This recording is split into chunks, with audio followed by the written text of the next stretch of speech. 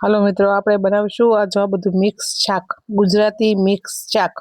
એના માટે આપણે બટેકા, ટમેટા, હરગવો, રીંગણા, ગુવાર, પાપડી, તુવેર, વટાણા લઈ લીધા છે. આપણે છે ને હરગવાની સિંગ આખી રાખી હતી, હવે કટ કરી લઈશું હરગવાની સિંગને. આપણે આવી રીતના હરગવાની સિંગ કટ કરી લેવાની.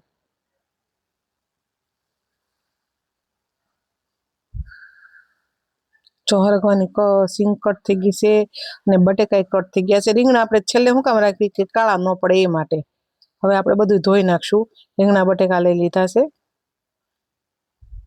આપણે હરગવો લઈ લીધો છે, વાલોળ પાપડી લઈ લીધી છે, ગુવાર લઈ લીધો છે, વટાણા લઈ લીધા છે, તુર લઈ લીધી છે. હવે તમારી પાસે જો બીજી સબ્જી હોય તો પણ એડ કરી શકો. મારી પાસે એટલી હતી એટલે અમે એટલી લીધી છે. બધું ધોઈ નાખ્યું છે સરસ. જો આવી રીતના ધોઈ નાખવાનું. કુકર લઈ લેવાનું અને કુકરમાં આપણે હવે તેલ એડ કરી દઈશું. બાજુમાં તાવડી મૂકીશ, તમને દેખાતી હોય ને તો એમાં આપણે રોટલા બનાવવાના છે, દેશી રોટલા.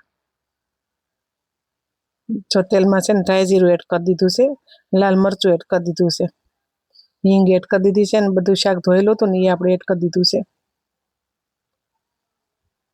આવી રીતના લઈ નાખવાનું. એકદમ સોફ્ટ થઈ જાય ને પછી જ બધા મસાલા નાખ્યા હતા મેં. પણ શું છે કે આમાં બધું બતાવે જ નહીં, કારણ કે એડિટિંગમાં બધું કટ થઈ જાય. હળદર ને મીઠું એડ કરી દીધું છે. લાલ મરચું તો હું છેલ્લે જ એડ કરું બધામાં. ને લાલ મરચું જો લસણવાળી ચટણી છે લાલ, ને ટમેટા. જો આવી રીતના લઈ નાખવાનું મસ્ત. પાણી નાખીને આપણે છે ને 3 સીટી કરી નાખી હતી. જો તમે આવી રીતના શાક ન બનાવ્યું તો એક વખત બનાવી જોજો, બહુ મસ્ત ટેસ્ટ આવે, એકદમ ગુજરાતી.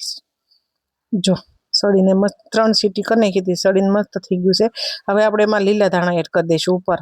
અને તમે જોવો છો મારે બધામાં ઉપરથી ને ધાણા જીરું યુઝ કરતી હોઈશું. જો આ ઉપરથી આ ધાણા જીરું નાખી દીધું છે આપણે શાકમાં, અને આપણે હવે સર્વ કરી લઈશું.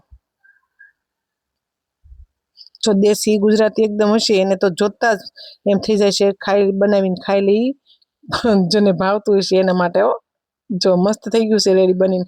ઊંધિયા ટાઈપ જ થઈ ગયું છે, ગોળી નથી નાખી એ વાંધો છે. ગોળી નાખી હોત તો હાલત.